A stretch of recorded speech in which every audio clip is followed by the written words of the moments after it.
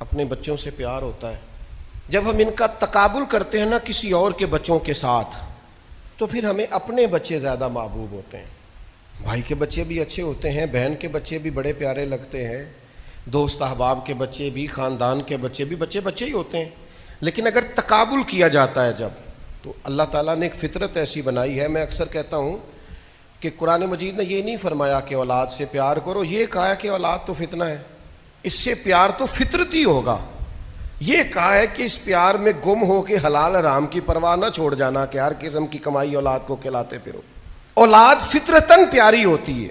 بہت سارے بچوں سے انسان پیار کرتا ہے، لیکن جب تقابل کرتا ہے اپنے بچوں کا اور ان بچوں کا، تو پھر اپنے بچے ہی زیادہ پیارے لگتے ہیں۔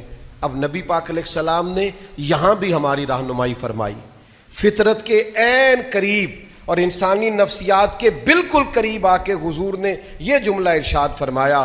اللہ کے حبیب علیہ الصلاۃ والسلام ارشاد فرمانے لگے، کوئی انسان اس وقت تک مومن نہیں ہو سکتا، اس کو بھی امام طبرانی نے لکھا ہے، فرمایا کوئی اتنی دیر تک مومن نہیں ہو سکتا جب اسے اپنی جان سے بڑھ کر مجھ سے پیار نہ ہو جائے، اور فرمایا اتنی دیر تک کوئی شخص مومن نہیں ہو سکتا جب تک اسے میرا خاندان اپنے خاندان سے زیادہ پیارا نہ ہو جائے۔